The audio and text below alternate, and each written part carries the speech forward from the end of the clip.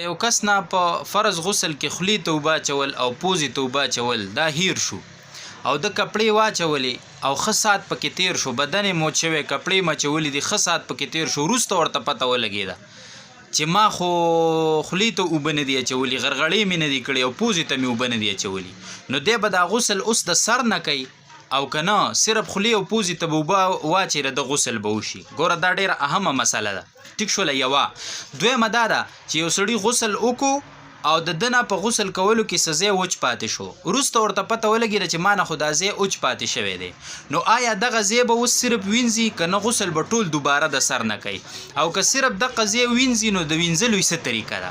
ګوره دا دوه ډېرې اهمې مسلې دي چې په دې ننني کلیپ کې به تاسو سره بیان شي، خو مهرباني به دا وي څنګه چې دا نور مسایل تاسو ګورئ او به مخکې شیر کوئ، نو دغه شانتې به دا مسایل هم ګورئ، دا مسلې به ګورئ او دا به اورئ، زده کوئ به او مخکې به شیر کوئ، شاید چې د چا په علم کې دا خبرې نه وي او ستاسو د وجې نه د هغه علم ته دا مسله راشي، نو هغه به پې عمل کوي، هغه ته به هم الله پاک اجر ورکوي او تا ته به هم الله اجر درکوي.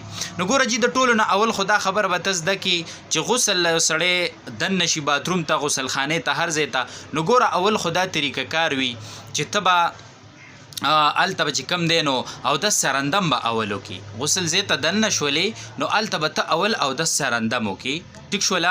مطلب د استنجا ځای دی هغه به ووینځي، لاسونه به د دې ځایونو پورې پاک ووینځي، د هغې نه پس چې څنګه چارندم دی چارندم به وکړي، په هغې کې خولې ته مو اوبه واچولی شي، پوزې ته مو اوبه واچولی شي، پوره چارندم وشي. ټیک شوله.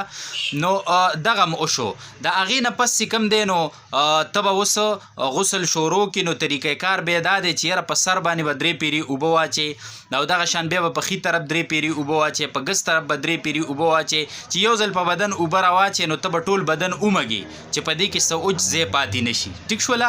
نو د هغې نه پس چې کوم دی نو بیا به ته که کوم ځای کې ته ودرېدلې هلته اوبه ودرېدلې ستا د خپو سره، نو بیا به د هغه ځای نه جدا شي او خپې به ووینځي، او که نه اوبه نه ودرېدلې نو به ستا په چارندم کې خپې هسې وینځلې دي، نو مطلب بیا وینځلو ته حاجت نشته. نو ګوره دلته دا په دې چارندم کې او 10 چارندم کې دا فایده وي په دې استنجا او چارندم کې د لامبلو نه مخکې چې په دې کې هغه ځایونه غوږونه پکې خلک د غوږونو د سټ مسه پکې کوي، د ګروتونو مسه پکې کوي، د خپو د ګروتونو دغه کې ګوته وایي مسه پکې کوي. ټیک شوله.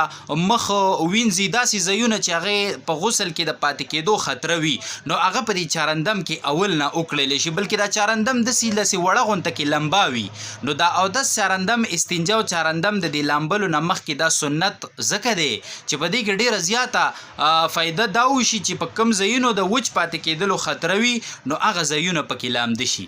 نو ګوره اول خو اودس چارندم وشو، د هغې نه پس اوبه په بدن راواچولی شي، ټول بدن بلون کې. اوس پکې دغه دوو مسلو ته راشئ. یوه دا چې د سړي نه پکې پوزې ته اوبه اچول او خولې ته اوبه اچول. نو ګوره دا یاد کړئ چې په غسل کې دغه 3 فرض دي. اولنې دا چې ته به خولې ته اوبه واچې، خوله به داسې کنګال کې چې په خوله کې ټولې خولې ته اوبه ورسي. ګوره دا مسله پکې یاده کړه چې دا غرغړې کول ګورئ دا فرض نه دي، دا سنت دي. بیا به ته پوزې ته اوبه واچې، نو د پوزې چې کومه د نرمۍ حصه ده، دا کمې چې اډوکې نه دا د نرمۍ حصه ده، نو چې دې پورې اوبه ورسي. ټیک شوله. دا پکې فرض دي. او په ټول بدن باندې اوبه اچول، ټول بدن لمدول چې معمولی ځای پکې اوچ پاتې نشي، دا 3 په غسل کې څه دي، دا پکې فرض دي. او د دې نه علاوه نور پکې سنت دي. ټیک شوله. داسې نور آداب هم د غسل شته چې په کوم ځای کې غسل کې چې ځان لځې وي، که تا څوک نم ویني نو چې په بدن دې خامخا څه پاکې کپړې وي، یا مطلب قبلې ته به نه مخکې، قبلې ته به نه شاکې، یا د غسل په حالاتو کې به د خولې نه چې کوم دی نو کلمات نه وباسي، ښه د ضرورت نه علاوه خبرې چې دي هغه به په غسل خانه کې نه کې. ګوره دا ټولې خبرې دا بیا د غسل آداب دي. او دغه څه پکې سنت عمل شو چې یو مخکې به اودس چارندم وکړي، او بیا په سر 3 ځلې اوبه، بیا چې کوم دی په ښي طرف 3 ځلې اوبه، بیا په ګس طرف 3 ځلې اوبه، دا به راواچې که نه، دا پکې سنت عمل شو. او دغه نور چې کوم دی دغې نه علاوه هم دغه د غسل آداب شو چې څه ما بیان کړو، څه نور هم شته د دې نه علاوه. نو ګوره دغه درې پکې فرض شو په دغه طریقه. روژه کې بعضې خلک داسې کار کوي چې د ورځې پې غسل واوړي نو دی داسې طریقه کوي چې دی اولم به غسل وکړي نو ماښام به دی غرغړې کوي او پوزې ته اوبه اچوي. نو دا طریقه کار نه دی جي. ته به بس خولې ته به اوبه واچې، خوله به کنګال کړي چې ټولې خولې ته اوبه ورسي، پوزې ته به اوبه واچې چې پوزه نرمي چې کومه ده دې ته اوبه ورسي. نور غرغړې کول یا پوزې ترخول دا په غسل کې فرض نه دي، دا سنت عمل دی. فرض دغه چې خوله ټوله کنګال کې پوزه چې کومه ده دا نرمه حصه دې ته اوبه ورسي، دا په غسل کې فرض شو. د دې نه علاوه غرغړې کول او پوزه ترخول نو دا په غسل کې فرض نه دي. لہذا دا په روژه کې په سړي باندې غسل واوړي نو دا به نه کوي چې د روژه ماتي نه پس دی بیزي او خوله کنګالې غرغړې کوي او یا دا پوزې ترخوي، دا طریقې کار به نه کوي. اوس تاسو ته ما مسله بیان کړه چې د یو سړي نه پکې دا پاتې شو، ټیک شوله، او وروسته د توریات شو، د کپړې اچولي دي، د بدن وچ شوی دی او ښه کافي ساعت پکې تیر شوی دی چې یاره ما خو خولې ته اوبه نه دي اچولي، ما خو پوزې ته اوبه نه دي اچولي او ساعت پکې تیر شوی دی، نو آیا دی به دا غسل واپس ته سر نه کوي که نه صرف خولې ته به اوبه واچوي او پوزې ته به اوبه واچوي؟ نو مطلب د ده غسل به وشي. نو ګوره دا یاد ساته چې ده ته څومره وخت هم پکې تیر شوی دی، د کپړې اچولي، بدن وچ شوی، څومره وخت هم چې پکې تیر شوی نو دی به اوس داسې طریقه وکړي چې صرف پوزې ته به اوبه واچوي، ټیک شوه، سنت دی ادا کړي، ترخې دي کې پوزې او دغه شان خولې ته دې اوبه واچوي، که غرغړې کوي که نه کوي خو چې پوره خولې ته اوبه ورسي، ټیک شوله. نو دا که دته نو واپس غسل کولو ته ضرورت نشته چې ته واپس دوباره غسل له سر نه وکړي، دې ته بیا ضرورت نشته، بس صرف پوزې ته به اوبه واچوي او خولې ته به اوبه واچوي. که دې کې څومره ساعت هم تیر شوی نو ستا غسل وشو. دا خبره پکې ده که په دې درمیان کې تا نه ایر شوي او بیا د کپړې چولي تا پکې مونځ کړی دی، نو ګوره که نفلي مونځ دې کړی نو د هغې راګرځول خو نشته، خو که فرضي مونځ دې پکې کړی نو دلته ستا نه په غسل کې فرض پاتې شوي، ستا غسل نه دی وتی.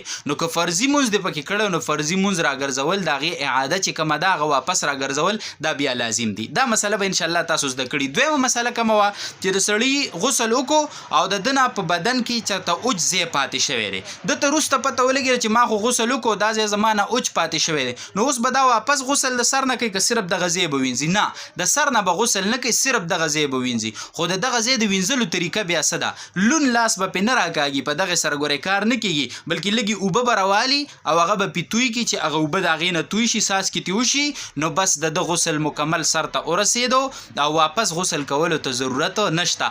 دا څو اهمې مسلې مې تاسو سره په ننني کلیپ کې شیر کړې. ستاسو به مهرباني دا وي چې پخپله به هم دا مسلې زده کوئ او تاسو به یې شیر کوئ چې یو بل مسلمان په علم کې دا مسله نه وي او هغه ته زده شي او د هغې په وجه هغه سم طریقې کار اختیار کړي، نو تاسو له به هم الله اجر درکوي او هغوی له به هم الله اجر کوي ورکوي. وصلی الله تعالی علی خیر خلقه محمد و آله و اصحابه.